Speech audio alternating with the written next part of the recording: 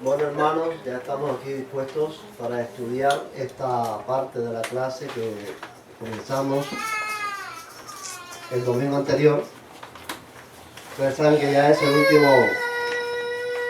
último asunto que vamos a estudiar y por eso agradecemos al Señor que nos haya permitido llegar hasta esta hora con este tema sobre el peligro que se esconde o los peligros que se esconden tras el judaísmo mesiánico. El tema que empezamos a considerar ahora, y hoy vamos a hacer el repaso, es la judaización rabínica del Nuevo Testamento.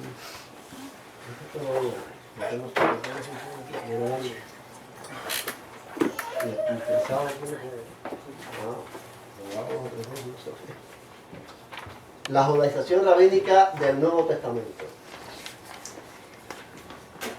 Y la clase que dimos y hoy vamos a repasar fue sobre asuntos preliminares. O sea, que quisimos primero tratar ciertos asuntos antes de entrar de lleno en el tema de la judaización rabínica.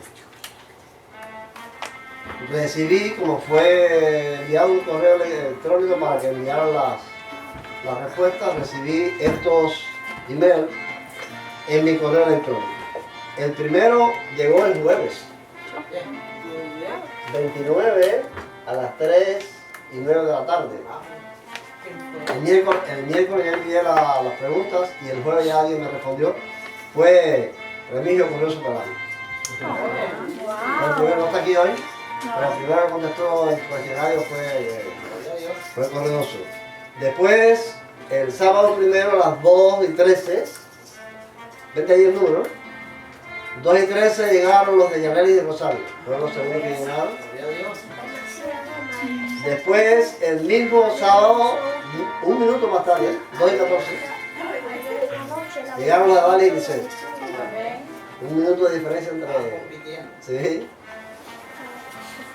Después, el mismo sábado, a las 4:46 de la tarde, llegó el de Sara. A las 8:29, pasado meridiano, Remigio, Jenny, Aclis y Aldito.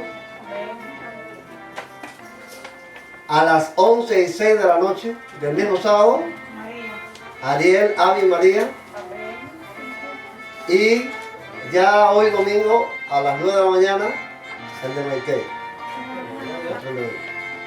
Entonces, la primera pregunta le tocaría a Correoso. Ya puse aquí ya los nombres porque puse el orden de las preguntas está de acuerdo con el orden en que entraron los mensajes. La primera pregunta sería de Correoso, pero Correoso no está aquí, así que cualquiera la puede responder. Dice así: ¿por qué? ¿Tú vas a responder esa? ¿Por qué se llaman Antiguo Testamento y Nuevo Testamento? O sea, ¿por qué estas dos secciones, que son las dos secciones en que se divide la Biblia principalmente, se llama una Antiguo Testamento y la otra Nuevo Testamento? Meritón de Sardis nombró las escritas hebreas Antiguo Pacto y las escritas en griego Nuevo Pacto. Ajá. ¿Hay algo más? ¿O eso nada más? Lo único. Lo único. ¿Quién tiene algo más? Yo tengo algo. Tradujo la Biblia al Ay, antiguo, mamá, bájate aquí. tradujo la palabra parte por testamento.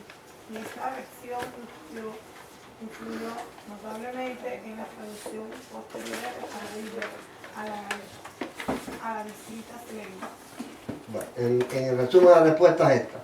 Porque en la Vulgata Latina, Jerónimo tradujo la palabra griega pacto como testamentum, y los traductores posteriores usaron esa palabra para designar a las dos colecciones de libros. Existían las diferencias de los dos textos, porque uno era hebreo y el otro griego. Entonces, Melitón de Sardes, en el primer, como mencionó Edward, en el segundo siglo, le dio nombres griegos a los dos conjuntos de libros. Al primero le puso Antiguo Pacto y al segundo Nuevo Pacto. Pero después, en el siglo V, cuando Jerónimo tradujo ese texto a la Vulgata Latina, o sea, una traducción de la Biblia al latín, pues en vez de poner pacto en griego, diatheke, que es como se pronuncia en griego, puso en latín testamentum.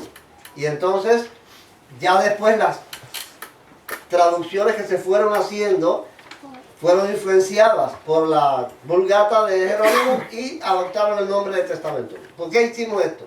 Porque existe, y ustedes lo vieron aquí en algunos videos que pusimos de los rabinos mesiánicos, existe la idea de que se llaman así Nuevo Testamento y Antiguo Testamento como una conspiración, algo que la Iglesia Católica hizo para desvirtuar la verdad, para destruir la Biblia. Es un asunto de cruzar histórico que se va dando sin que nadie conspire, que no se dio correctamente. Vimos aquí que realmente los nombres que debía tener es Antiguo Pacto y Nuevo Pacto. Pero no hay tal conspiración ni tal intención malvada de cambiar los nombres. Es que eso en la historia se fue dando así, como algo natural, común y corriente, como tantas cosas han pasado en la historia del mundo. La segunda pregunta es de Yanelis. Dice, según el rabino mesiánico Javier Palacios Celorio, ¿cuál es la única manera en que se puede entender la Biblia? Él habla muchas cosas, pero yo lo que quiero Ajá. fue que hay que tener la mente judía. Ajá. Las preguntas no están hechas tan específicas como otras veces. Las preguntas estaban hechas para que cada cual diera su respuesta de lo que interpretó o de lo que pudo entender de la clase. Porque otras veces he puesto, ¿cómo es?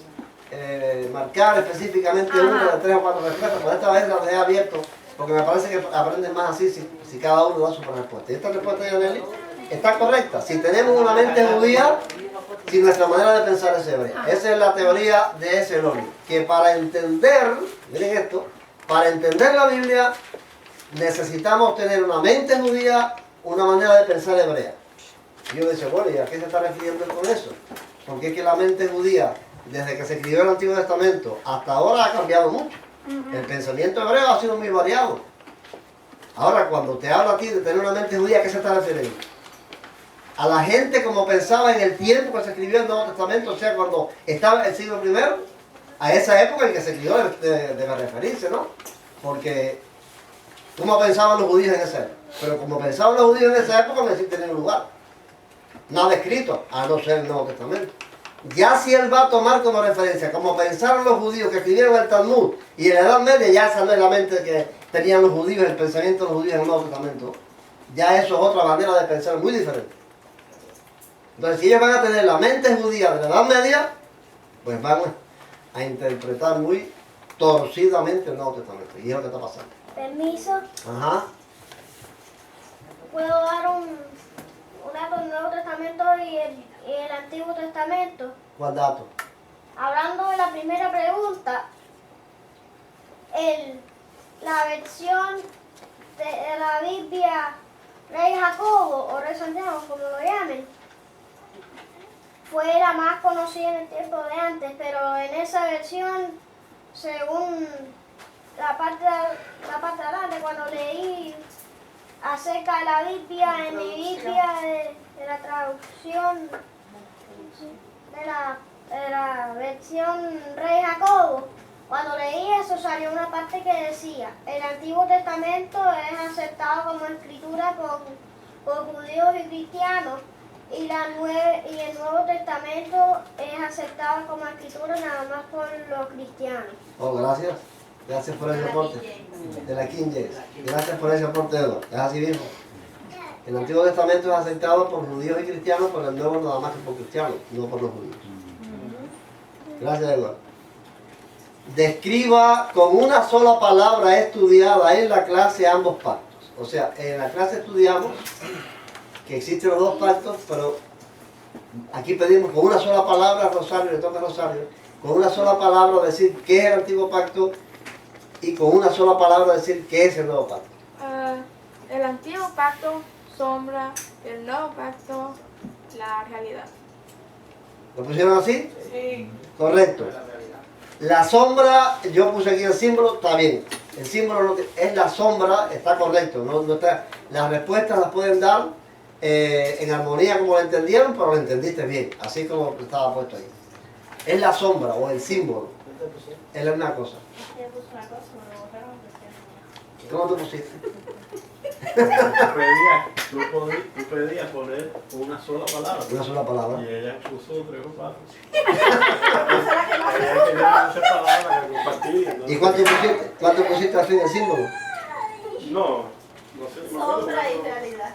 Sombra y realidad, igual que puso Gonzalito, que está bien la respuesta. Profecía y cumplimiento profético. Ah, es el símbolo, o sea, es la sombra, como contestó Rosalito muy bien, es la sombra y el nuevo pacto es la realidad. O sea, aquello es una profecía, también está bien, lo puso Maite, es una profecía, es una sombra, es un símbolo, no es la realidad, sino la realidad es el nuevo pacto, o sea, el Nuevo Testamento. Vamos entonces a la cuarta pregunta que toca a Dali. A Dali dice, ¿por qué en el estudio de ambos pactos se encuentra escondido otro de los peligros del movimiento mesiánico? Este movimiento no se limita al uso mesurado y único del Antiguo Testamento, sino que incluye elementos del rabinismo judaico, el cual mezcla artificiosamente con el Nuevo Testamento. ¿Está correcto? Muy correcto. Está muy correcta la respuesta de Dali, por eso ponemos ahí el Talmud y la Cábala, porque lo que ocurre es esto, para ellos, porque ellos mezclan en el estudio la tradición rabínica. O sea, está muy bien contestado Dali. Ajá. ¿Qué es lo que es el Talmud? Que yo no sé, no me suena. Deja ver cómo te explico, porque el Talmud hay que explicar muchas cosas, pero a ver cómo te explico lo más sencillo posible. El Talmud es la tradición. Mira, cuando Cristo vivió, los judíos tenían tradiciones, ¿no? De lavarse las manos antes de comer, de que Cristo las censuró todas, de que no se podía sanar en sábado, que los discípulos les restregaron las espigas, eso todo ellos lo censuraban porque estaba en su tradición. Pero hasta ese tiempo de Cristo, la tradición era oral, eso no estaba escrito en ningún lugar. Los rabinos lo transmitían de mente a mente, de memoria. Un rabino le enseñaba al otro, el otro al otro, y así se fue transmitiendo oralmente por siglos. Pero ya cuando pasaron los desastres de la destrucción de Jerusalén y mataron a muchísimos rabinos, los rabinos empezaron a decir, en la medida en que maten a uno se acaba la tradición porque lo tienen en la mente. Y hubo uno ya en el siglo II, que se llamó Nasí, que él decidió escribir toda esta tradición que estaba en la mente de los rabinos. Y entonces hicieron la primera escritura que se llamó la Mishnah. Ya la Mishnah significa repetición. Escribieron la Mishnah, que eran esas tradiciones que venían de siglos. Más tarde escribieron la Gemara, que son interpretaciones a esa Mishnah. Eso es el Talmud. O sea, el Talmud es la tradición, la interpretación que han hecho los judíos y otras muchas cosas más, como leyendas y cosas que han puesto ahí, pero que no se paró ahí. El Talmud sigue creciendo, aún hoy en día puede seguirse aumentando. Porque el Talmud es un libro que crece y crece en la medida en que los rabinos, los grandes maestros judíos, dicen cosas que quedan ya asentadas, ya como cosas creídas, como un credo, como un dogma, ellos se la ponen al Talmud. Y el Talmud sigue creciendo y sigue creciendo. O sea, en el sentido general, el Talmud es la tradición esa, que está fuera de la Escritura, la interpretación que ellos han hecho de las Escrituras. Y que una cosa que hay que señalar de eso es que cuando los rabinos y los mesiánicos hablan de Torah, no están hablando de los 5 libros de Moisés, están hablando de Talmud. Que ellos al Talmud le llaman Torah. Sí, ya eso es otra cosa, que cuando un rabino judío dice la Torah no son los 5 libros de Moisés. La Torah es el Talmud completo. ¿Ves? Sí, porque Para ellos la ley es el Talmud, porque ellos no pueden enseñar directamente de los 5 libros de Moisés, tienen que enseñar el Talmud. Pero no quería pasar por alto la otra, que tú no la preguntaste, la Cábala y ya otra cosa. La Cábala son conceptos místicos, o sea, ya se basa en revelaciones, en sueños, en comunicaciones de la mente del hombre con Dios, y hay un libro que se llama El Zohar que trata sobre esas cosas. La Cábala todavía, en este orden, es más peligrosa que el Talmud, porque ya intervienen espíritus y interviene que tú... La Cábala es la base, el origen de la nueva era. Estas cosas de la meditación trascendental, ¿cómo le llaman la meditación esta? Los chinos son hacen esas cosas. Los chinos, escúchame esta. La meditación yoga, la base de todas esas cosas es la Cábala. La Cábala es la que enseña todas estas cosas. Pero la Cábala es más peligrosa porque se mete en mundos del espíritu. No solamente ya cosas racionales, del pensamiento, de interpretaciones de la escritura, sino cosas espirituales. Pues bien, los rabinos mesiánicos, a la hora de interpretar y de aplicar las creencias del Antiguo Testamento mezclan la Cábala y el Talmud en esas interpretaciones. Yo no sé, porque si ellos realmente se basaran nada más que en lo que está escrito en los 5 libros de Moisés, nosotros decimos, no hay problema, eso es palabra de Dios. Que hay de esas escrituras ya cosas que no están, que están derogadas, que Cristo las derogó con su venida, está bien. Pero si ellos van a practicar el Antiguo Testamento, no tienen problema, porque realmente eso es palabra de Dios y fue el plan de Dios y se puso en práctica en Israel como una orden de Dios. No hay problema con eso. Claro, y que le hacen creer a la gente de que esas cosas que están ahí, que ellos han recopilado durante tantos años, son cosas muy importantes que Dios le dio a ellos nada más, porque ellos son los herederos, tú sabes. Ellos son los suyos, tienen esa ciencia, ese conocimiento, más nadie lo tiene. El problema es que ellos, los judíos, no estoy hablando de los mesiánicos, los judíos creen que el Talmud también es revelación de Dios, que también es palabra de Dios. Y ya los mesiánicos mezclan esas cosas también como palabra de Dios, y eso sí está fuera de lugar, porque eso no es palabra de Dios. Vamos a la quinta pregunta. Según Jim Staley, esta es de Lisette, según Jim Staley, ¿qué significa la palabra gentil? Fuera del pacto. ¿Está bien? Eso pusieron todos, ¿verdad? Sí. Bueno, esta es una idea de este. Fuera de pacto. Este me tiene muchas palabras. Y cuando yo lo estaba oyendo ahí en el regreso, yo decía, oye, hay un consejero de un padre mío que le dice que tenga cuidado con el que habla mucho, porque los carros que van cargados de mercadería tienen pasos más lentos. Esta gente que habla, dicen cosas que tú dices, ¿de dónde sacó esto? Entonces en esas cosas dicen, el gentil significa fuera de pacto. Tú no puedes ser un cristiano, no puedes estar dentro del pacto si tú eres un gentil, porque el gentil está fuera de pacto. ¿Dónde está en la Biblia? Y quise hacer una ampliación. Por ejemplo, Wikipedia que no es una enciclopedia cristiana, ni está defendiendo mesiánicos, ni acusando a mesiánicos. Busqué el significado que tienen allí. La palabra gentil en hebreo dice que la palabra gentil en hebreo es goy. Goy, en hebreo, plural, goyim. Es una palabra transliterada del hebreo que significa literalmente nación, en referencia a sujetos ajenos al pueblo judío. Debido a que en el Antiguo Testamento los judíos fueron llamados a separarse de las otras naciones, goyim pasó a utilizarse para referirse a estas. No hay nada de fuera de pacto. Goyim es una palabra hebrea que significa nación en el Antiguo Testamento. Ahora, en el Nuevo Testamento, usted, el diccionario expositivo viene para ver qué significa gentil en griego. Y es esto. Del griego, etnos, de donde proceden términos castellanos como étnico, etnología, etc. Denota, en primer lugar, una multitud o compañía de gente. Luego, una multitud de personas de la misma naturaleza, o género, una nación, un pueblo. Tampoco, en griego significa fuera de pacto. ¿De dónde saca él eso? Quería confirmarlo más todavía en lo que toca al griego. Miren, quiero que se fijen bien en el formeo de la palabra, ¿no? Aunque no entiendan las letras, es una épsilon, una zeta, una nu, una ómicron y una sigma. Pero los que no entiendan las letras, fíjense en esa forma para que la vean en distintos textos griegos del Nuevo Testamento para que ustedes entiendan que de dónde está fuera de pacto ahí. Por ejemplo, en Lucas 7:5, ¿quién me encuentra esa palabra? Aquí en el texto griego. Nación, donde dice Ahí nación. donde dice nación. Correcto, tenemos la vista ahí. Donde dice nación, etnos, porque ama a la nación de nosotros, y la sinagoga él edificónos. Se usa en forma singular de los judíos. ¿Están fuera de pacto? Porque esta palabra no se traduce en gentiles, etnos, en el griego.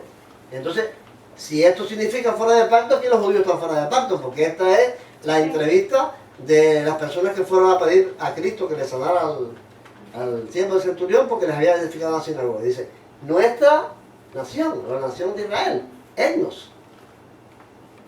Si etnos significa o gentil fuera de pacto, entonces ellos están fuera de Diciendo pacto. que ellos están fuera del pacto. Fuera de pacto. Bueno, claro. Lucas 2, 23:2, ¿quién me encuentra etnos ahí? Etnos, puente. ¿Eh? Gente, Gente, ahí está. Gente, etnos, ahí también se refiere a judíos. Comenzaron entonces a acusarle diciendo, a este encontramos pervirtiendo a la gente nuestra. y prohibiendo tributo a César dado. Es la acusación ante Pilato. Etnos, ¿a quién se refiere? ¿A gente fuera del pacto o a los judíos? A los judíos. En Juan 11:48 dice, ¿quién lo encuentra? Nación. Ahí, tiene una vista de águila. Nación. Dice, si dejámosle así, todos creerán en él, y vendrán los romanos y quitarán de nosotros tanto el lugar como la nación. ¿Qué nación? La judía. No es fuera del pacto. Se refiere a judíos, en este caso. También el plural de las naciones distintas de Israel, en vez de etnos, es etnon. Etnon, vean a ver donde encontramos ahí, en el texto de Romanos 3:29. Dos veces aparece.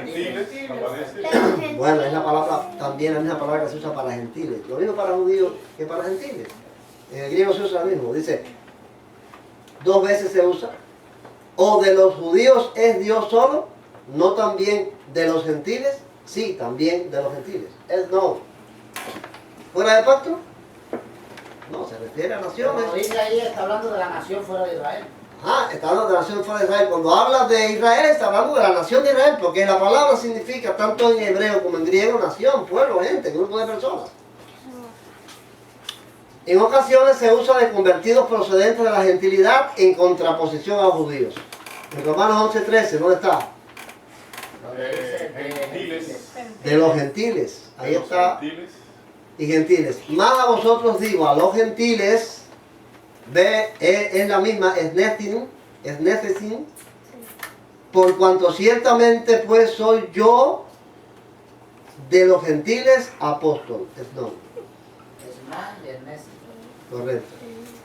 Y Gálatas 2:12, ¿dónde está? Se vinieron.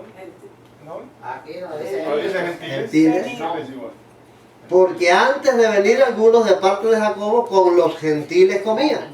Pero cuando vinieron se retiraban y se separaban, así mismo temiendo a los de la circuncisión. ¿Quién es? Pedro, bueno, cuando Pablo le llamó la atención. Donde quiera que se use el texto en hebreo y en griego, gentiles no va a ser fuera de pacto.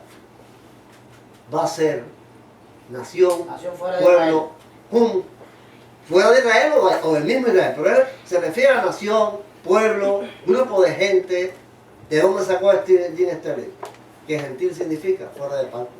¿De dónde lo sacó? Bueno, lo sacó de aquí posiblemente porque la verdad es esta. Antes de Cristo, los gentiles no estaban incluidos en el antiguo pacto. Pero después de Cristo, el nuevo pacto los incluyó. Eso es la verdad. No que la palabra significa fuera de pacto. Lo que dice es... Por tanto, acordaos de que en otro tiempo vosotros, los gentiles en cuanto a la carne, erais llamados sin circuncisión por la llamada circuncisión hecha con mano en la carne. En aquel tiempo estabais sin Cristo, alejados de la ciudadanía de Israel, y ajenos a los pactos de la promesa, sin esperanza y sin Dios en el mundo. Pero ahora en Cristo Jesús, vosotros que en otro tiempo estabais lejos, habéis sido hechos cercanos por la sangre de Cristo. Porque Él es nuestra paz, que de ambos pueblos hizo uno, derribando la pared intermedia de separación, aboliendo en su carne las enemistades, la ley de los mandamientos expresados en ordenanzas, para crear en sí mismo de los dos un solo y nuevo hombre, haciendo la paz, y mediante la cruz reconciliar con Dios a ambos en un solo cuerpo, matando en ella las enemistades. Y vino y anunció las buenas nuevas de paz a vosotros, que estabais lejos, y a los que estáis cerca, porque por medio de él, los unos y los otros tenemos entrada por un mismo espíritu al Padre. Por eso, ya no sois extranjeros ni forasteros, sino conciudadanos de los santos y miembros de la familia de Dios. Amén. Esa es la verdad. No hay significado, no hay un significado de la palabra. Cuando nosotros buscamos en este texto de Efesios la palabra gentiles, vamos a encontrarnos. No tiene nada que ver el significado. Ahora, lo que sí es un hecho, y es que antes de que Cristo viniera con el nuevo pacto, los gentiles no estaban en el pacto. Para hacerse parte del pacto tenían que convertirse en ciudadanos de Israel. Tenían que aceptar la Torá, tenían que circuncidarse y hacer todas esas cosas para poder estar dentro del pacto. Pero cuando Cristo vino, quitó una pared intermedia No hay separación entre la casa de Israel y la casa de Judá y los gentiles. De los dos es un solo pueblo, salvando a todos, los mismos judíos que gentiles, salvándolos a todos. ¿Y de dónde son miembros? ¿De la casa de Israel o de la casa de Judá? ¿O son conciudadanos de los santos y miembros de la familia de Dios? No hay casa de Israel ni casa de Judá, no hay que ser parte de ninguna de estas casas. Cristo quitó la pared intermedia de separación y estableció un solo pueblo, que son los santos, los que le buscan, los que cumplen con su voluntad, por su gracia, por su misericordia. Esa es la verdad. Pero miren cómo tuercen todas estas cosas y enseñan cosas que no están. La pregunta, yo le puse en el gorrito porque no está el nombre, en internet no está el nombre de esta persona.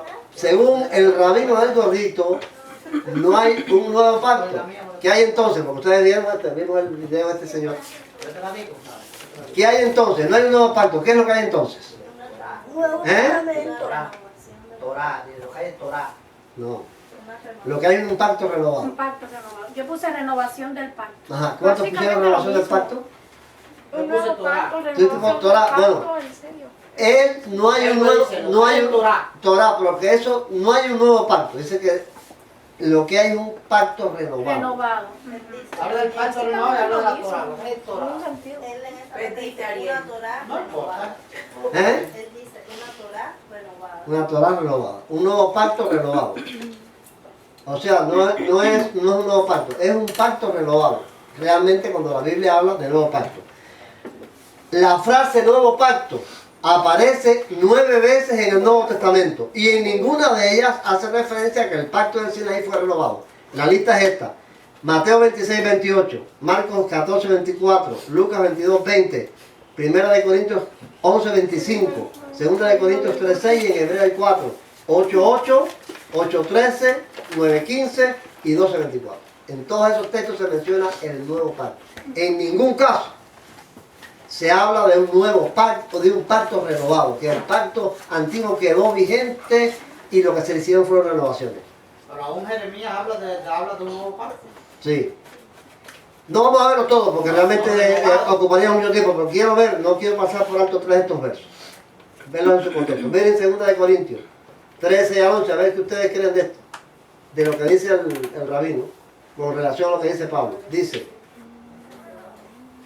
el cual asimismo nos capacitó para ser ministros de un nuevo pacto, no de la letra, sino del espíritu, porque la letra mata, pero el espíritu da vida. Si el ministerio de muerte, grabado con letras en piedras, fue con gloria, tanto que los hijos de Israel no pudieron fijar la vista en el rostro de Moisés, a causa del resplandor de su rostro, el cual desaparecería, ¿cómo no será más bien con gloria el ministerio del espíritu? Porque si el ministerio de condenación fue con gloria, mucho más abundará en gloria el ministerio de justificación. Porque aún lo que fue glorioso, no es glorioso en este respecto, en comparación con la gloria más eminente. Porque si lo que perece tuvo gloria, mucho más glorioso será lo que permanece. Quise mostrarles aquí, cambiando el color de las letras, en breve, en palabras o frases, lo que dice del nuevo pacto y lo que dice del antiguo pacto. Del nuevo pacto que dice: da vida. Nuevo pacto, da vida. Ministerio del Espíritu. Ministerio de justificación, permanece. Ahora, del antiguo pacto, letras en piedra, ese es el antiguo pacto. ¿Cuál fue la letra en piedra?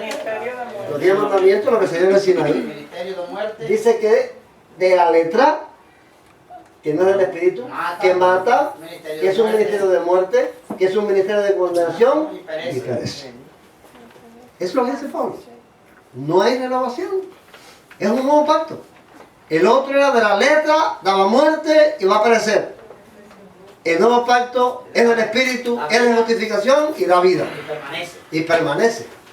Entonces no hay renovación del pacto. Hay un nuevo pacto en Cristo.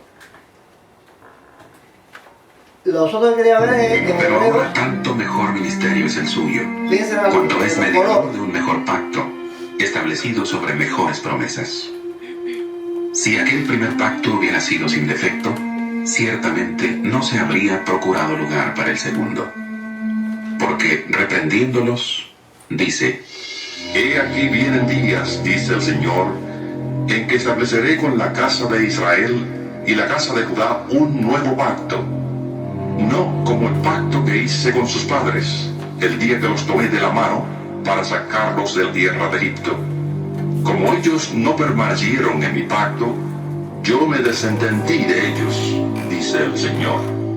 Por lo cual, este es el pacto que haré con la casa de Israel después de aquellos días, dice el Señor. Pondré mis leyes en la mente de ellos, y sobre su corazón las escribiré, y seré a ellos por Dios, y ellos me serán a mí por pueblo. Ninguno enseñará a su prójimo, ni ninguno a su hermano, diciendo, conoce al Señor, porque todos me conocerán, desde el menor hasta el mayor de ellos, porque seré propicio a sus injusticias, y nunca más me acordaré de sus pecados ni de sus maldades. Al decir nuevo pacto, ha dado por viejo el primero, y lo que será por viejo y se envejece está próximo a desaparecer. Sin comentar lo anterior, este verso, este último versículo, es clave. Al decir nuevo pacto, ha dado por viejo al primero, y está hablando del antiguo pacto, del pacto de Sinaí. Y lo que se da por viejo y se envejece está próximo a desaparecer. No hay renovación. Hay un nuevo pacto que sustituyó al otro. Vamos a ver, porque hay preguntas, no quiero adelantar eso, pero hay preguntas de por qué ese pacto de Jeremías no se estableció.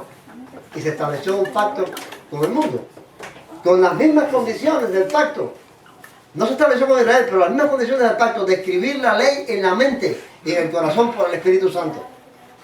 Todo el que se acoge al nuevo pacto recibe las bendiciones de este pacto, aquí su trabajo. De tener dado en letras, en piedras, sino en la mente y en el corazón por el Espíritu, la ley de Dios escrita. Moisés habló de un nuevo legislador. Moisés dijo, profeta como yo, como legislador, y el único que cumplió esos requisitos fue Cristo en el monte en el sermón del monte, cuando hizo una legislación nueva, derogó lo viejo, lo que no tenía función, y puso exigencias mayores. El nuevo pacto tiene cambios en la ley, esto es obvio. La pregunta de Remigio, vamos a ver Remigio, la pregunta 7 dice, según Heriberto García, según Heriberto García, ¿cómo un gentil puede pertenecer a la casa de Israel o a la casa de Judá? Porque el tema que ellos traen es este, todos los mesiánicos que vimos. Para poder ser parte de este pacto renovado, hay que ser miembro o de la casa de Israel o la casa de Judá. Hay que judaizar. Por eso el tema este es judaizar para ser cristianos. Tenemos que judaizar para ser cristianos. ¿Cuál fue? ¿Cómo puede pertenecer Remigio? ¿A la casa de Israel? Bueno, a la casa, dice, adhiriéndose al cumplimiento de las leyes de Noah, llevando el ingrediente especial de una fe obediente. Ok. Y dice que en la casa de Judá se decide cumplir toda la Torá, haciendo el proceso de conversión pertinente también por medio de la fe obediente. En Cristo. ¿Está bien? Sí. Está muy bien, está correcto. ¿Eso fue lo que pusieron ustedes? ¿Qué significa? Adhiriéndose al cumplimiento de la cumpliendo, uniéndose. Vamos para allá, vamos para allá. No, vamos para allá. Eso vamos a explicarlo ya. Si cumple con las leyes de Noé y cree en Cristo. Yo por causa de espacio no puse todo, como dice Ramiro, así, como dice Ramiro, está explicado completamente. Yo por causa de espacio no puedo siempre poner todo el texto. Pero es eso mismo. Para pertenecer a la casa de Israel, si cumple con las leyes de Noé y cree en Cristo. Y a la casa de Judá, si cumple con toda la Torá y tiene fe en Cristo. Tienen esa condición. Ahora bien, Maite pregunta, ¿qué son las leyes de Noé? Wikipedia sobre las leyes de Noé dice esto. Y tengan en cuenta lo que hemos estado diciendo. Mezclar con el Antiguo Testamento al Talmud. Hacen eso los mesiánicos. Las 7 leyes de Noé, también conocidas como 7 preceptos de las naciones, o leyes noágidas, son una colección de leyes que, de acuerdo al Talmud, fueron otorgadas por Dios como un conjunto de leyes que agrupan a los hijos de Noé, es decir, la humanidad entera. En detalle, cualquier no judío que se adhiera a estas leyes, por ser reveladas a Moisés, se convierte en un justo gentil, y se le asegura un lugar en el mundo venidero, la recompensa final de los justos. Las 7 leyes son tradicionalmente listadas como: 1. No adorar ídolos. 2. No blasfemar. 3. No cometer pecados de índole sexual. 4. No robar. 5. No asesinar. 6. No comer la carne de un animal vivo. 7. Establecer cortes de justicia para implementar el cumplimiento de dichas leyes. Según el Talmud, los rabinos están de acuerdo en que las leyes fueron otorgadas a los hijos de Noé. Sin embargo, no pueden concordar en cuáles, precisamente, fueron reveladas a Adán y a Eva. Las 6 primeras leyes fueron derivadas del libro de Génesis, siendo la 7ª establecida a través de cortes. O sea, los talmudistas dicen que las primeras 6 leyes están en Génesis, pero la 7ª acaba de establecer cortes para... Yo pensé que una de las leyes era que no comieran inmundo, porque ahí cuando está Noé le habla, toma 2 7 limpios y toma 2 limpias y un inmundo, o sea, 7 limpios y un inmundo. Todo eso es fábula. Todo eso es fábula. Vamos a seguir viendo eso. El Talmud es una de las fuentes principales de los 7 preceptos. Las distintas autoridades rabínicas discutieron el tema en relación a estos mandamientos y su aplicación, principalmente a los gentiles, los goyim, que vivían bajo dominio judío. En el Talmud hay muchos otros tratados donde se discuten las 7 leyes, su observancia y aplicación, así como su origen y trasfondo teológico. De acuerdo a la tradición judía, el Decálogo, o los 10 mandamientos, se aplica únicamente a los judíos. Al resto de la humanidad corresponde observar las 7 leyes de Noé, con sus respectivas derivaciones.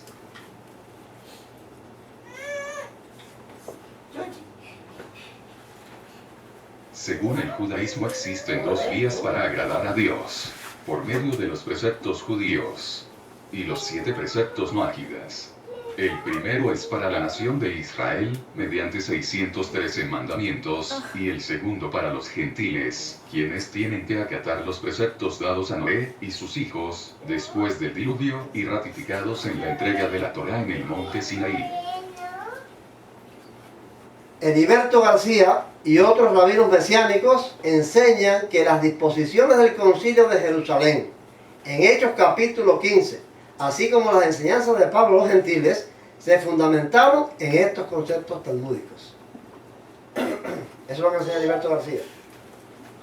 Y el punto es el siguiente.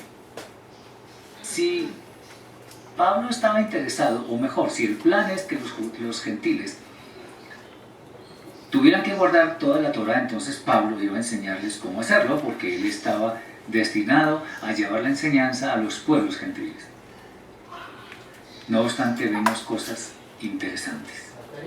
Vamos a mirar un poco el libro de Hechos, capítulo 15, versículos 19 al 22. El Concilio de Jerusalén trató varios temas, pero uno de ellos, vital en gran manera, era qué se debía hacer con los gentiles que se convertían al Dios de Israel. Por lo cual, yo juzgo que no se añadan dificultades a los que de los gentiles se convierten a Dios, sino escribirles que se abstengan de las contaminaciones de los ídolos, de la fornicación, de lo estrangulado y de la sangre. Lo que enseña Pablo son las 7 leyes de Noé, que es lo que deben cumplir todos los gentiles, por supuesto creyendo en Yeshua. Por lo tanto, cuando estamos preguntándonos si los gentiles deberían cumplir toda la Torá, la respuesta es un no tajante. Es absolutamente no. No porque los gentiles no están obligados a hacer lo que tienen que hacer los judíos. Ahora, es obvio que si un gentil quiere guardar, por ejemplo, la dieta kashrut, o sea, comer solo lo que está permitido en la Torá, si quiere rezar los sábados, si quiere alabar al Eterno, eso lo puede hacer. Y de hecho, por decirlo así, tiene mucho mérito. Pero no está obligado a hacerlo. ¿Qué clase de proceso? Si eres de la casa de Israel, nada más que tienes que cumplir las 7 leyes de Noé. Si eres de la casa de Judá, entonces tiene que cumplir toda la Torá. Ahora, en primer lugar, no existe en la Biblia un solo texto donde se diga que Dios le dio a Noé y a sus hijos estas 7 leyes. Eso no está en la Biblia. La vida de Noé se relata en los capítulos 6 al 10 de Génesis. Fuera de esos capítulos se menciona alrededor de 12 veces. En ninguno de estos textos aparecen las llamadas leyes noágidas. Son solo fábulas judaicas del Talmud. No aparece en la Biblia. ¿Dónde están esas 7 leyes en la Biblia? ¿Ustedes las conocen? ¿Ustedes creen en la Biblia? Son fábulas judaicas de que Pablo le escribió a Tito esto. No atiendan a fábulas judaicas ni a mandamientos de hombres que se apartan de la verdad. Eso fue lo que Pablo le recomendó a Tito para que le enseñara a los cretenses. Que no atiendan a fábulas judaicas. Son mandamientos, son fábulas, mandamientos de hombres, fábulas. No tienen que ver con Dios ni con la Biblia. ¿Dónde está eso? Ahora los rabinos mesiánicos, muchos de ellos, mezclan el Talmud, esto lo dice el Talmud.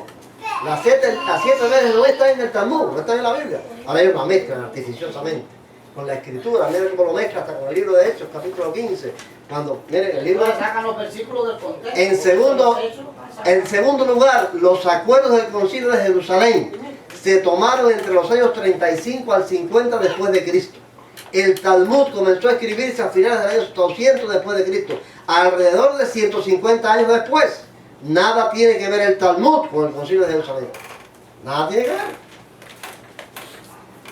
Vamos a hacer una breve comparación entre las leyes de Noé y los acuerdos del concilio de Jerusalén.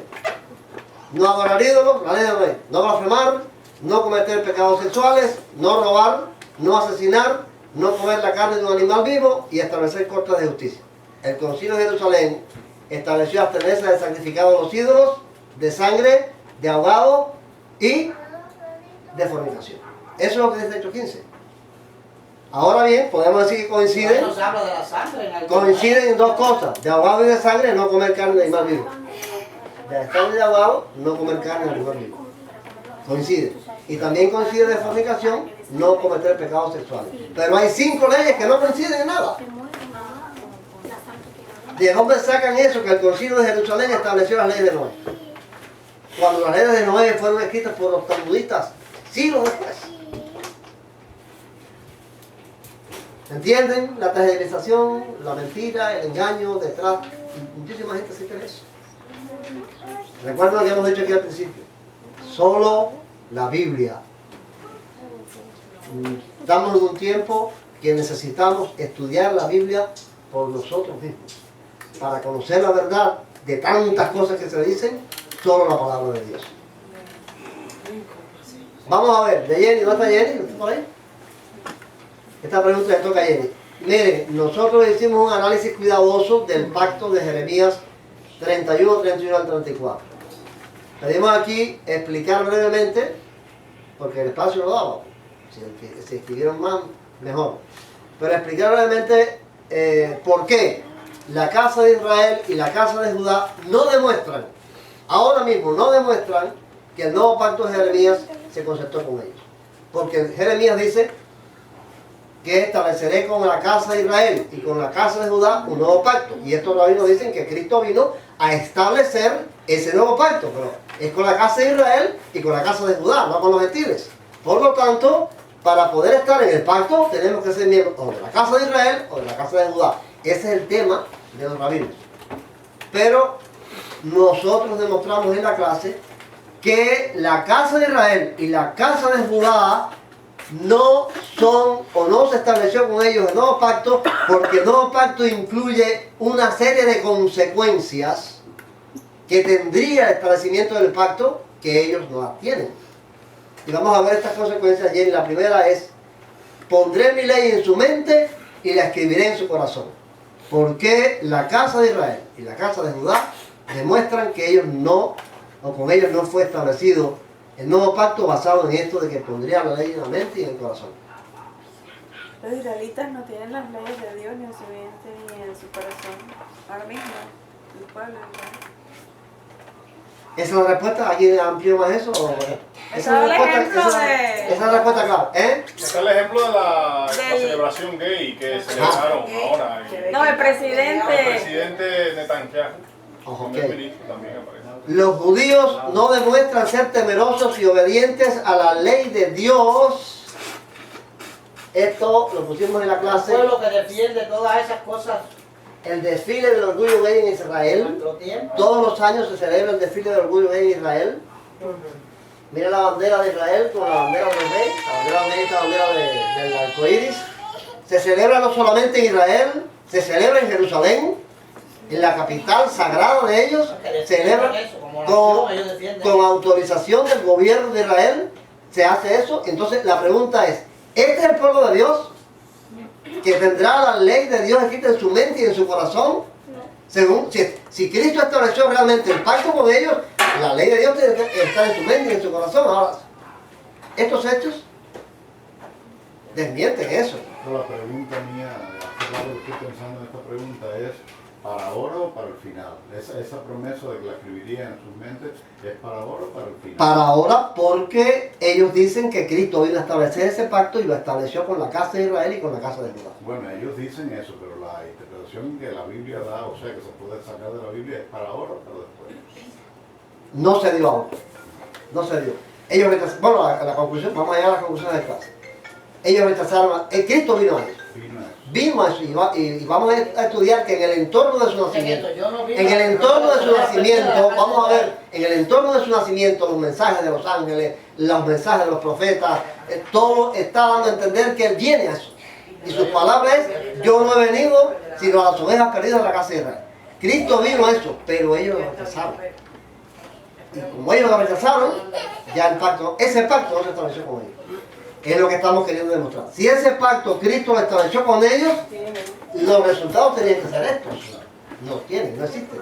Vamos a ver. Pero esto entonces se pospone para el milenio. Yo creo eso. Yo creo que eso se pospone para la segunda venida de Cristo. En la segunda venida de Cristo, Cristo viene a establecer. Ese pacto se va a dar ahí. Pero ellos, los rabinos no están mesiánicos, no enseñan eso.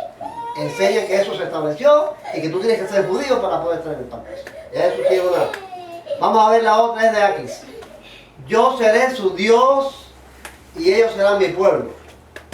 ¿Qué otra cosa tú puedes decir ahí? De por qué eso los judíos de hoy no lo demuestran. De que Dios es su Dios y ellos son el pueblo de Dios. ¿Qué respuesta pusiste?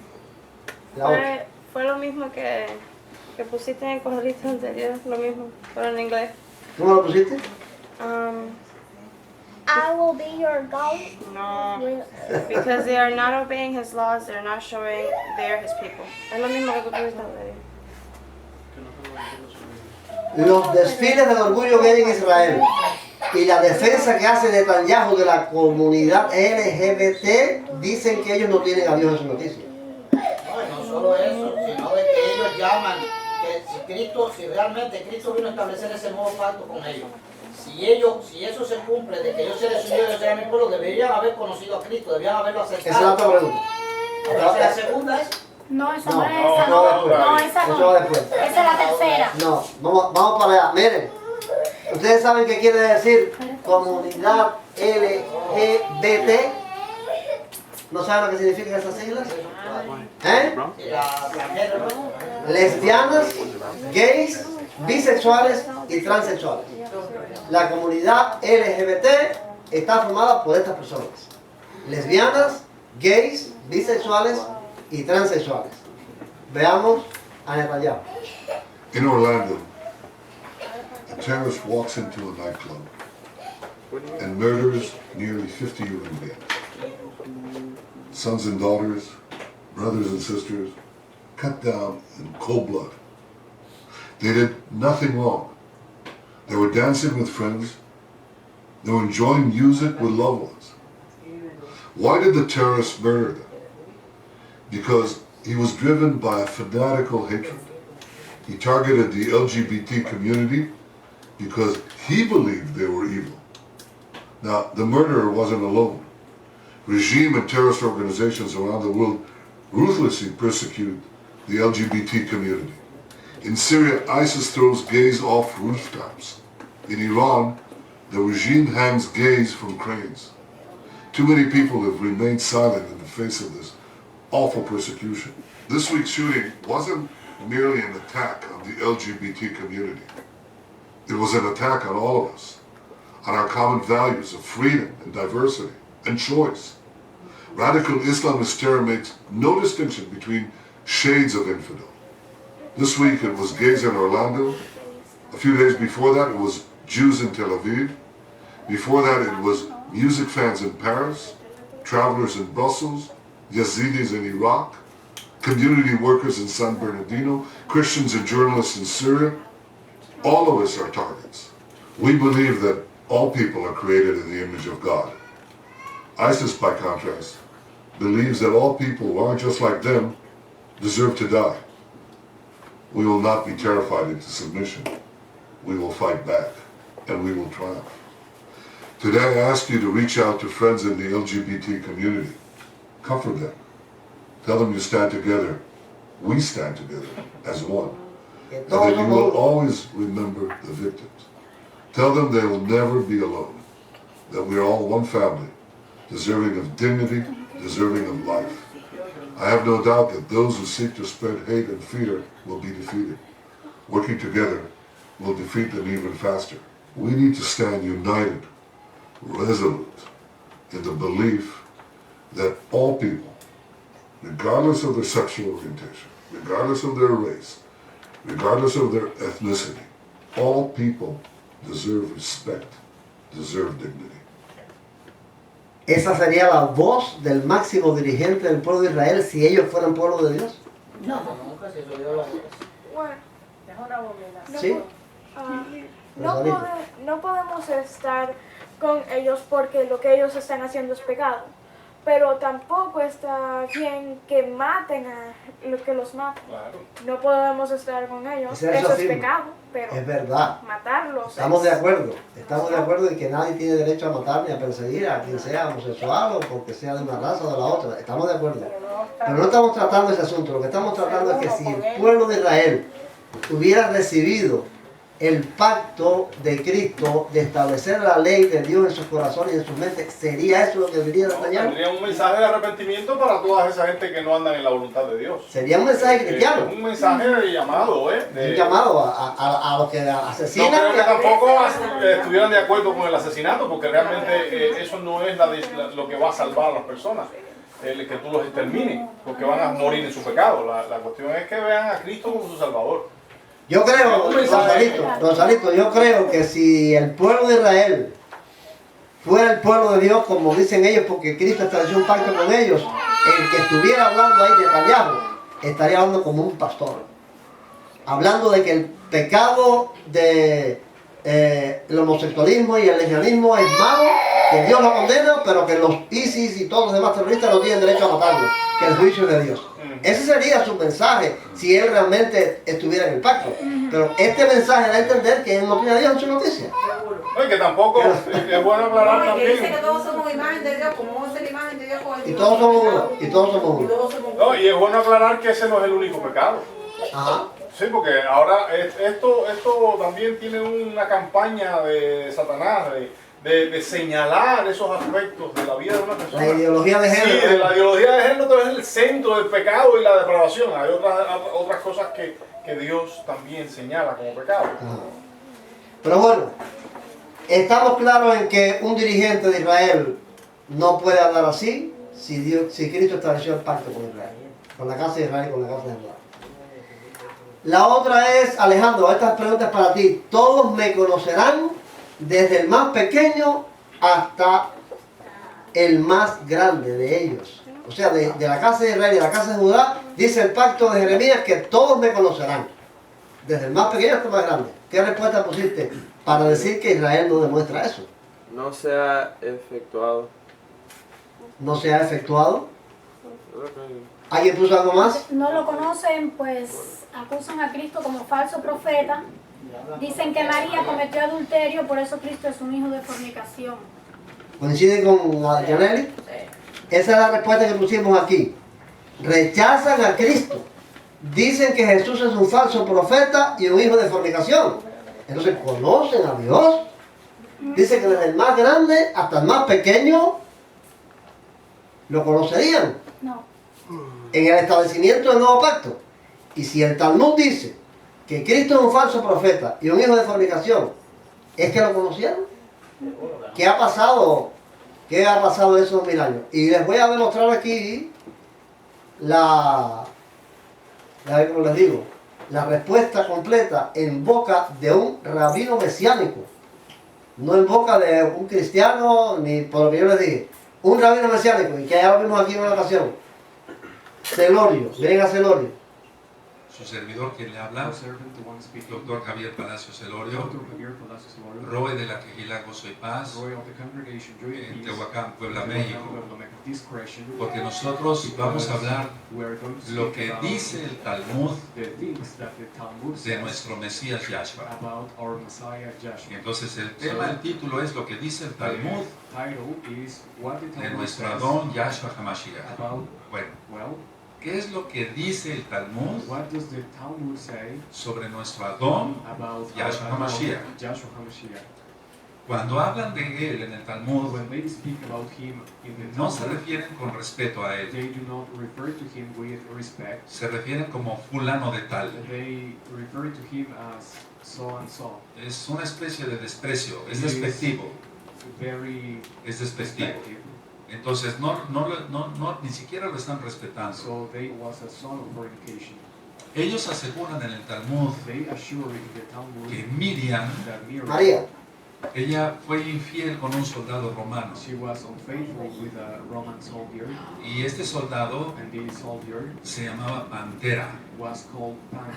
Ahora, Miriam, según el Talmud, fue repudiada y al Mesías de nosotros, Yahshua, se le considera en el Talmud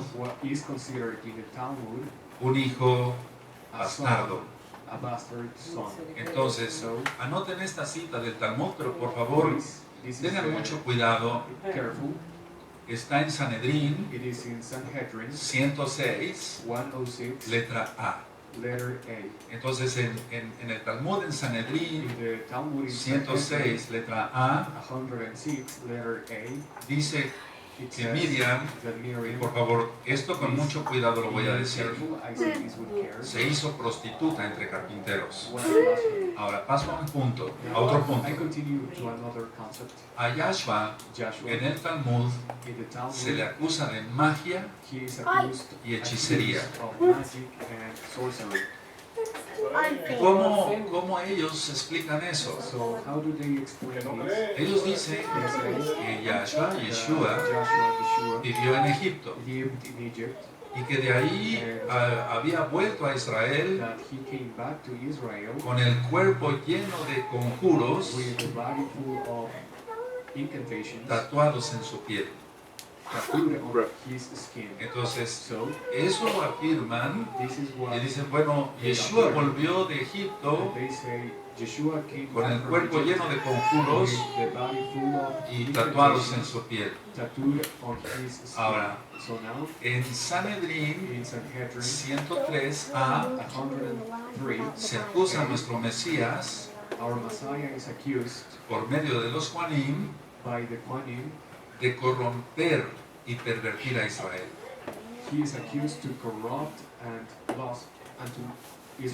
Y se acusa a Yeshua, a Yahshua, de corromper y pervertir a Israel con ideas paganas. Ahora, el libro Baraita, recuerden que estamos en varios libros. Baraita dice, Yeshua Nosrim, él practicó la hechicería y llevaba a Israel por mal camino. En el Talmud, en Sanedrín 43a, dice que ellos buscaron a alguien que defendiera a Yeshua ante el Sanedrín, lógico. Pero como nadie se presentó, entonces lo colgaron del madero. Bueno, también se le considera a nuestro Mesías, Yahshua, lo consideran ellos el cordero de Pal. del paganismo. Esa conferencia de este señor dura 2 horas, casi 2 horas, explicando todas las veces que aparece una referencia de Jesús en el Talmud. Las personas cristianas que se han convertido al mesiánico, ¿cómo entonces ven estas cosas? Ellos no saben eso. La mayor parte no sabe de eso. O sea, la pregunta es, ¿él está en contra de lo que...? Él está en contra de un mesiánico, en contra, él cree que solamente... Lo que dice el Talmud de Cristo. No, y lo que dice el Talmud. Este señor está a favor de que nada más se atienda a la Torah, nada más que los 5 libros de Moisés. Ustedes saben que yo al principio les expliqué que los mesiánicos son un movimiento muy variado, no una sola clase de mesiánicos. Si oyes a Adán Ben Abraham y a Heriberto García, está en contra de este hombre. esa información. Ajá, está en contra de este hombre. No hablan de eso, porque defienden el Talmud y defienden la cabra. O sea que yo lo escogí a él porque yo andaba buscando en YouTube, en algún lugar, alguien que explicara qué dice, porque hay un libro escrito. Inclusive hay un libro escrito por un judío, en inglés está, no lo he encontrado en español, pero un libro escrito por un judío que se titula Jesús en el Talmud. Un judío no mesiánico, un judío. Jesús en el Talmud. Y explica todas estas cosas que dice el Talmud. Que dijo él y muchas más que dice el Talmud sobre Jesús. ¿Ves? Pero entonces, yo me encontré a este y dije, mira, voy a poner a este porque este es un mesiánico. No es, porque hay un cristiano que yo creo que es más o menos por lo que entiendo un poco radical, muy partidario de Donald Trump y toda esta gente, pero que yo dije, no voy a poner a este, al cristiano este, pues encontré al rabino, voy a poner al rabino mesiánico, porque viene de una fuente de ellos mismos, censurando el Talmud. Entonces, la cuestión que nosotros queremos ver con esto es que si el pacto de Jeremías dice que todos conocerán, todos los israelitas y los judíos, conocerán a Dios, conocerán a Jehová, desde el más pequeño hasta el más grande, ¿por qué no conocen a Cristo? ¿Por qué no rechazan y dicen blasfemias contra Él? Que no lo conocieron. Me decía Dali, un texto me dijo el otro día, a los suyos vino. Y los suyos no lo recibieron. No se concertó el pacto. El pacto no se concertó. Ariel. Hay algo que me gustaría aclarar, porque dentro de todo esto hay mentes que yo no tengo problema con esto, pero hay mentes jóvenes y nuevas que pudieran pensar.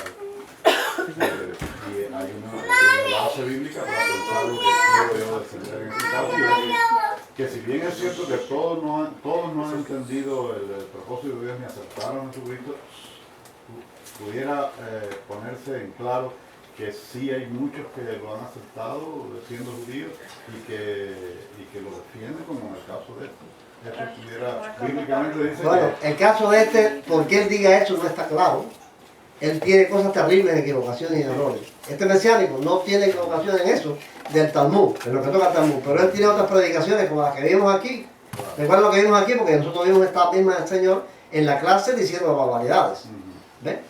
De los romanos y que hay que desprenderse de los romanos y que el pensamiento romano, que nosotros no podemos pensar como occidentales. Sí. Él tiene una otra serie de cosas muy raras.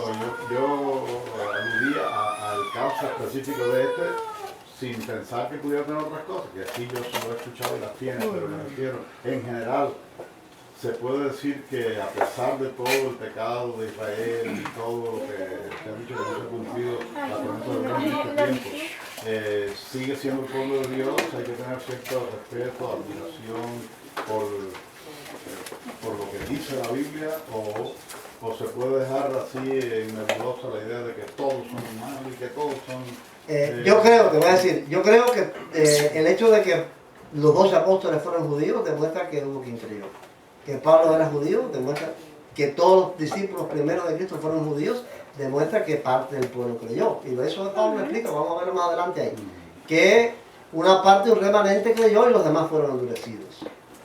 No estamos hablando en estos términos porque faltemos el respeto a Israel. Este mismo Señor dice, él dice en parte de esas 2 horas que Cristo le habló ahí, dijo, quiero hacer una aclaración, nosotros amamos a Israel, nosotros creemos que el pueblo de Israel es el pueblo de Dios, pero tenemos que señalar estas equivocaciones. ¿Ves? Nosotros no, yo soy, y aquí dimos, bueno, yo creo que aquí dimos un montón de clases de Israel, la profecía y en la historia. Yo creo que Israel es el pueblo de Dios que está cumpliendo los planes de Dios, buenos y malos. Porque el Israel de hoy va a cumplir planes malos, pero están en los planes de Dios.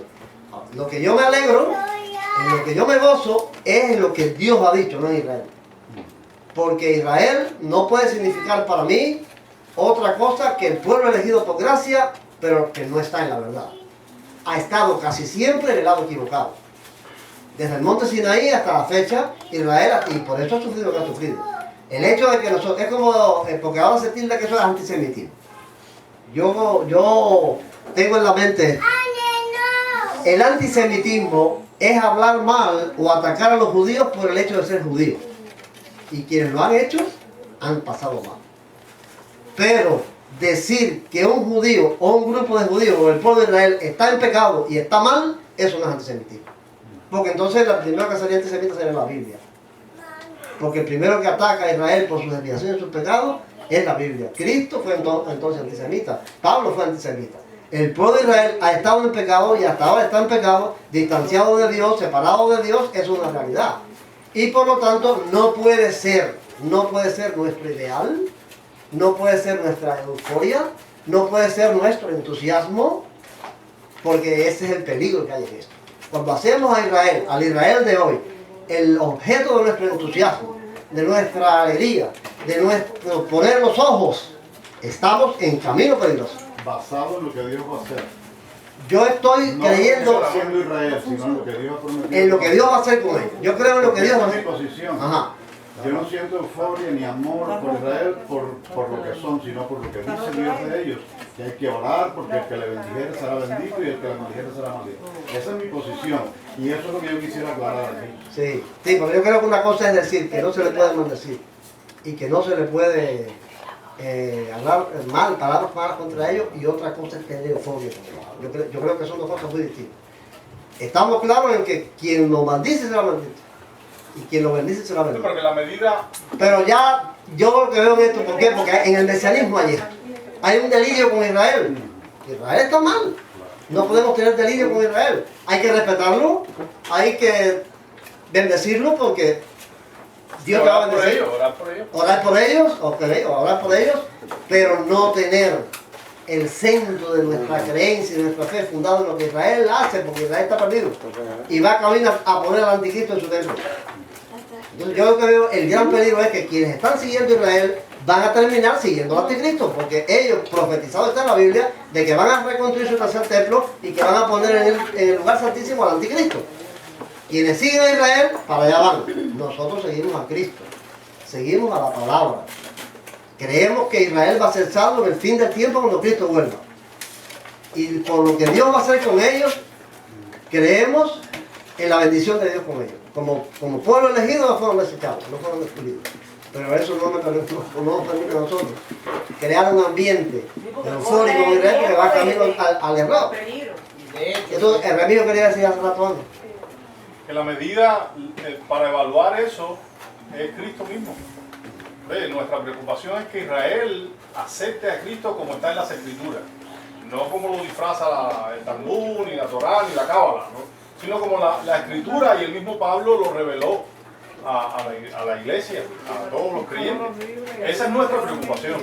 Pero ver a Israel en esa medida, o sea, orar por ellos para que reciban a Cristo verdaderamente como las Escrituras lo.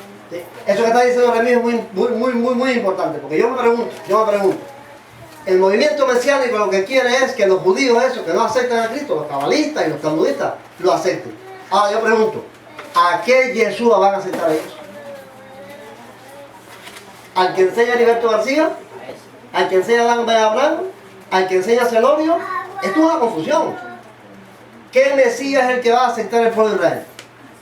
¿O al Mesías, al Cristo que está en el Nuevo Testamento, que no tiene que ver nada con esta gente? Eso lo van a aceptar cuando Él venga. Cuando Él regrese, dice Jesús, no me veréis más hasta que digáis, bendito el que viene en el nombre del Señor. Los que van a decir eso son la gente de Jerusalén. Eso Cristo se lo dijo a la gente de Jerusalén. No me veréis más hasta que digáis, bendito el que viene en el nombre del Señor. Hasta esta fecha no hay conversión de judíos al Mesías, no la hay. No está en la Biblia. No la hay. Ellos van a estar extraviados y perdidos hasta poner a un falso Mesías, no sé si será el de Dan Ben Abraham o el de otro que aparezca. Pero ellos van a poner a un falso Mesías, un falso Yeshua allí en el tercer templo. Entonces yo creo eso. Yo bendigo a Israel. Yo oro por Israel. Yo creo en las promesas de Dios por Israel, pero no creo en Israel. No puedo creer en Israel porque Israel está perdido. Israel está extraviado. Y si me pongo a creer en él, voy a la perdición, voy a la extravío. Yo creo en Cristo. Yo creo en Cristo. Yo creo en las cosas que Cristo va a hacer con ellos. Y el mismo Dios lo dice a través de Jeremías. Él dice, no lo hago por vosotros, casa de Israel. Ustedes, donde quiera que han llegado en el mundo, lo que han hecho es que la gente blasfeme de mí. Lo hago por mi nombre, el cual ha sido menospreciado entre las naciones por causa de ustedes. Entonces, en eso es lo que yo creo. ¿Ve? Entonces, creo que los jóvenes debían estar claros en eso. Los jóvenes que están. No es que estamos aquí nosotros maldiciendo a Israel ni diciendo nada contra Israel. Todo lo contrario. No, todo lo contrario. Nosotros creemos en que Israel tiene un propósito divino. Pero creemos en que los propósitos son de Cristo. Los propósitos de ellos están equivocados. Es la idea. De hecho, casi todos los cristianos que están siguiendo a cualquiera de estas fuentes mesiánicas, de estos, cualquier cristiano que hoy se está alejando, oyendo el mesianismo, yéndose detrás del mesianismo, todos están corriendo y aceptando el Talmud como palabra de Dios. Y están aceptando la Cábala como un libro de ciencia, un libro espiritual. Todos lo están haciendo. Y entonces hacia qué confusión se están dirigiendo, y entonces la Biblia se está quedando a un lado. Y lo único que están leyendo y aprobando son esas cosas, Talmud y Cábala. Es decir, ya la desviación se ve, como solamente unos años se ve que se están desviando del camino detrás de esas cosas. Porque esas cosas son los patrones que van a seguir su vida. ¿A dónde van a llegar? A negar a Cristo como Dios. Que de hecho algunos han llegado a eso. Y judaizar, como dice ese hombre, mírame, para hablar de eso, tiene que ser de la casa de Israel. O de la casa de Judá. Es que eso es lo que llaman entusiasmo por Israel. Ahí detrás de la casa de Israel o de Judá. Yo voy a hacerme miembro, para poder ser cristiano y salvo, yo tengo que hacerme miembro de la casa de Israel de Judá. O sea, tengo que ser parte de Netanyahu y de toda esta gente que están en los desfiles de ellos. ¿Tengo que hacer eso para ser cristiano y ser salvo? ¿Ves? A eso es lo que le llaman entusiasmo peligroso con Israel. No es la casa de Israel, la casa de Judá. El nuevo pacto tiene que ver con Cristo y el mundo. No es con la casa de Israel y con la casa de Judá. Mira, esta escritura que dice. Ajá. Pero con respecto a la venida de nuestro Señor Jesucristo y nuestra reunión con Él, os rogamos, hermanos, que no os dejéis mover fácilmente de vuestro modo de pensar, y no os conturbéis, ni por espíritu, ni por palabra, ni por carta, como si fuera nuestra, en el sentido de que el día del Señor está cerca. Nadie os engañe de ninguna manera, porque no vendrá sin que antes venga la apostasía y se manifieste el hombre de pecado, el hijo de perdición, el cual se opone y se levanta contra todo lo que se llama Dios o es objeto de culto, tanto que se siente en el templo de Dios como Dios, haciéndose pasar por Dios. ¿No os acordáis que cuando yo estaba todavía con vosotros os decía esto? Ahora vosotros sabéis lo que lo detiene, a fin de que su debido tiempo se manifieste. Porque ya está en acción el ministerio de la iniquidad, solo que hay quien al presente lo detiene, hasta que él a su vez se ha quitado del medio. Entonces se manifestará aquel inicuo, a quien el Señor matará con el espíritu de su boca y destruirá con el resplandor de su venida. Inicuo cuyo advenimiento es contra la obra de Satanás, con gran poder y señales y prodigios mentirosos, y con todo engaño de iniquidad, para que los que se pierden, por cuanto no recibieron el amor de la verdad para ser salvos. Por esto, Dios les envió un poder engañoso, para que crean la mentira, a fin de que sean condenados todos los que no creyeron a la verdad, sino que se complacieron en la injusticia. Fíjense que ese personaje que se opone y se levanta contra todo lo que se llama Dios, que se adora, Cristo lo va a matar ¿cuándo? Con su venida, con el resplandor de su boca. Con el espíritu de su boca y el resplandor de su venida. Quiere decir que ese personaje va a estar sentado en el templo de Dios, haciéndose pasar por Dios, en el momento en que Cristo venga. Y ese templo de Dios no es la catedral de no sé dónde, ni el Vaticano. El templo al que Pablo se está refiriendo ahí, existía todavía el templo de Jerusalén. Entonces ese es un peligro. Yo creo que eso es un peligro. Nosotros no estamos siguiendo a Israel, nosotros estamos siguiendo a Cristo. Esa es la información.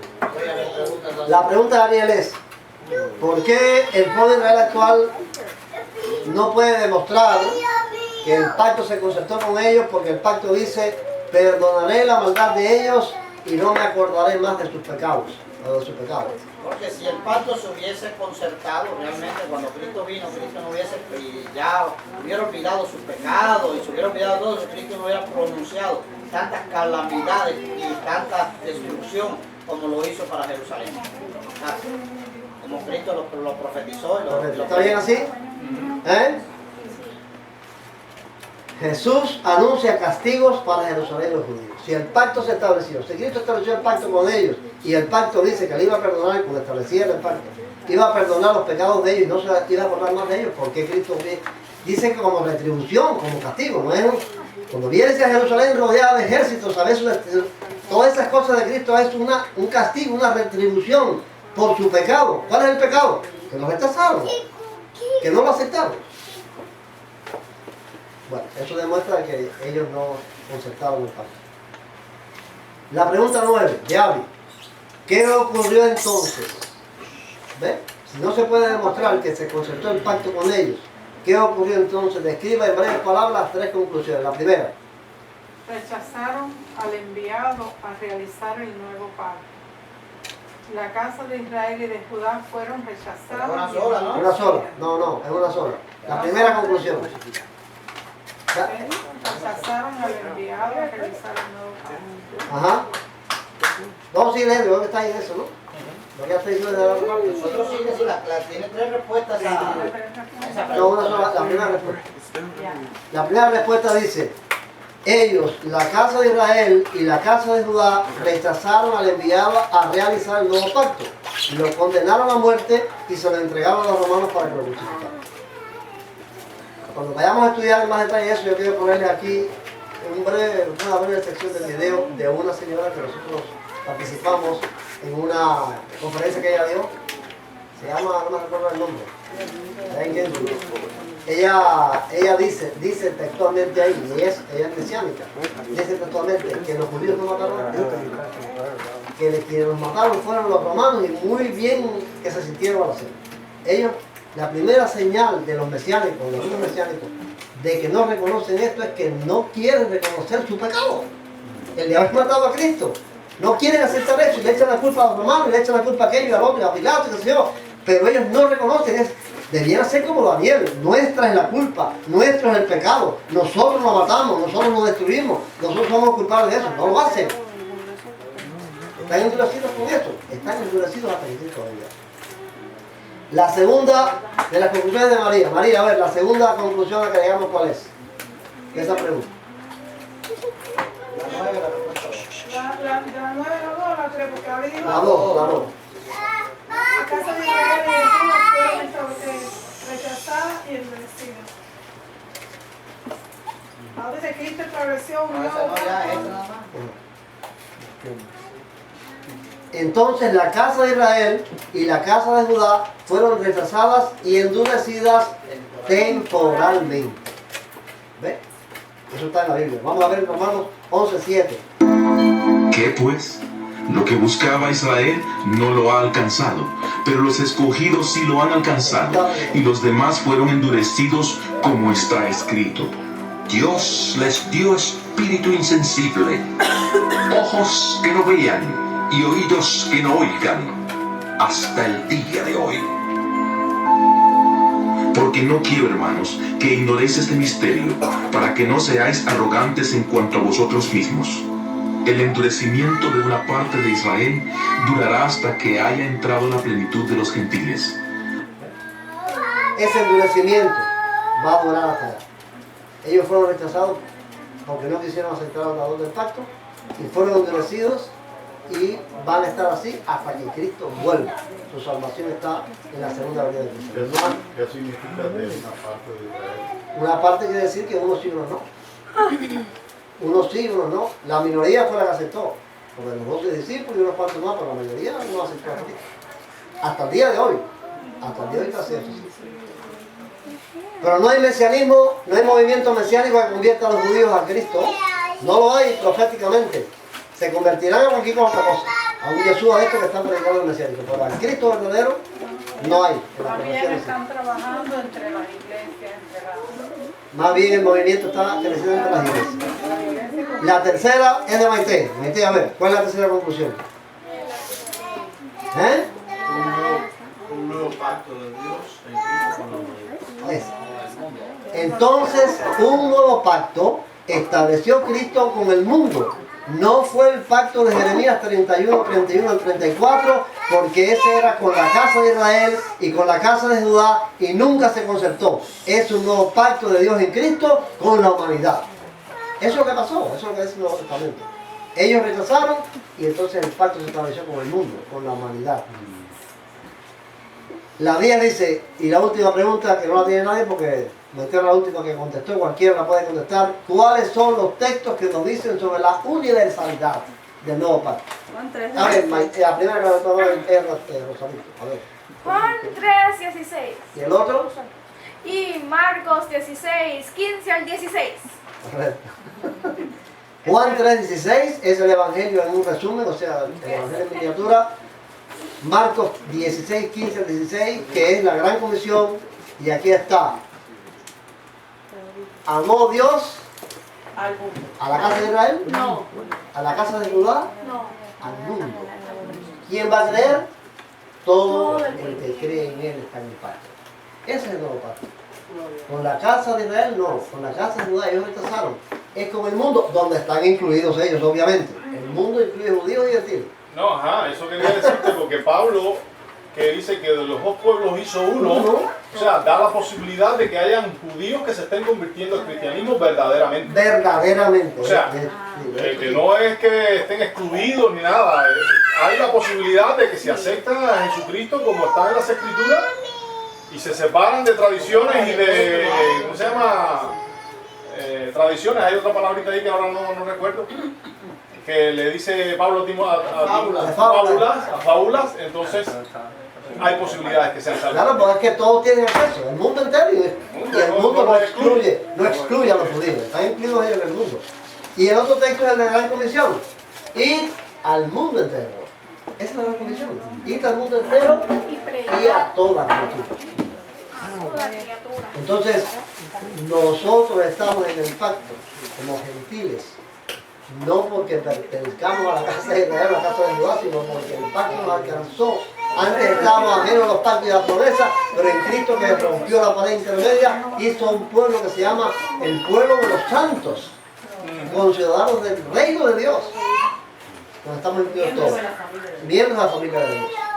Entonces esa es nuestra fe, y eso es lo que tenemos, y con la ayuda del Señor, de eso no podemos mover.